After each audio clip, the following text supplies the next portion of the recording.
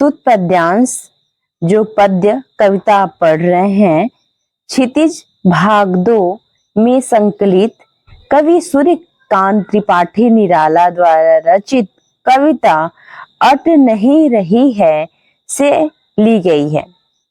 कवि यहाँ बसंत ऋतु के फागुन मास के प्रकृति सौंदर्य का वर्णन कर रहा है। कवि बसंत ऋतु में आने वाले फागुन मास की प्राकृतिक शोभा का वर्णन कर रहा है कि प्रकृति किस तरीके से अप्रतिम अद्भुत दृष्टिगोचर होती है। कवि कहता है कि फागुन मास का यह असीम प्राकृतिक सौंदर्य इतना विविध और व्यापक है कि यह आंखों में समाहित नहीं हो पा रहा है। तो चलिए पाठ की शुरुआत करते हैं। अट नहीं रही है आभा फागुन की तन की सट नहीं रही है। आभा मीन्स चमक होता है। आभा का मतलब चमक।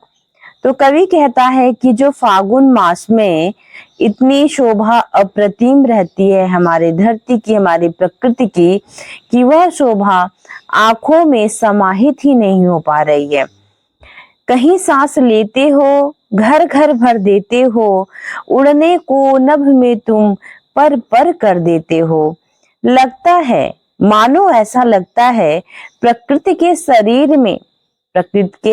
शरीर में न समाने वाली यह कांतिमय शोभा बाहर निकल पड़ी हो, यानी एकदम दृष्टिगोचर हो रही है, अद्भुत नजर आ रही है। फागुन की सुगंधित वायु का जो झोंका है, सुगंधित वायु, हर तरफ से खुशबूदार वायु आ रही है, घर घर भर देते हो, यानी हर एक घर को मादक गंध से भर दे रही हो। बसंती मस्ती में जो उड़ान होती है, उड़ने को नभ मीन्स आकाश में तुम पर पर कर देते हो, यानी पंख हो जाता है।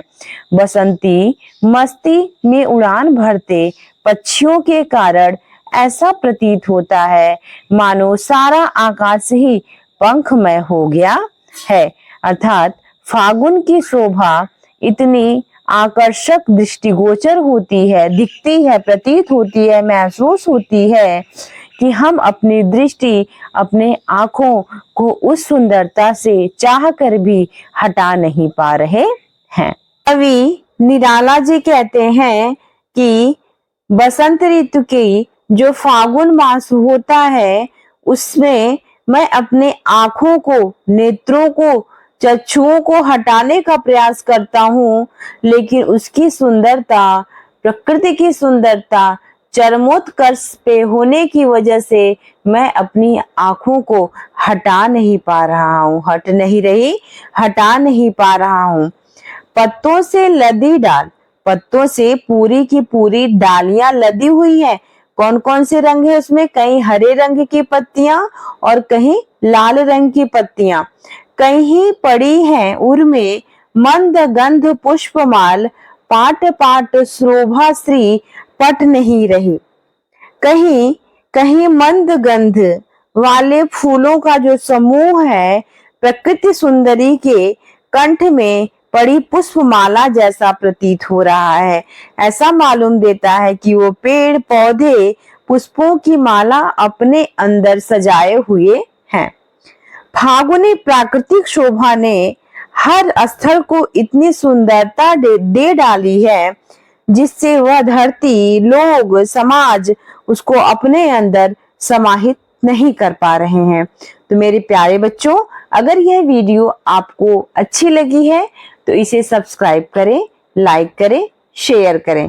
धन्यवाद।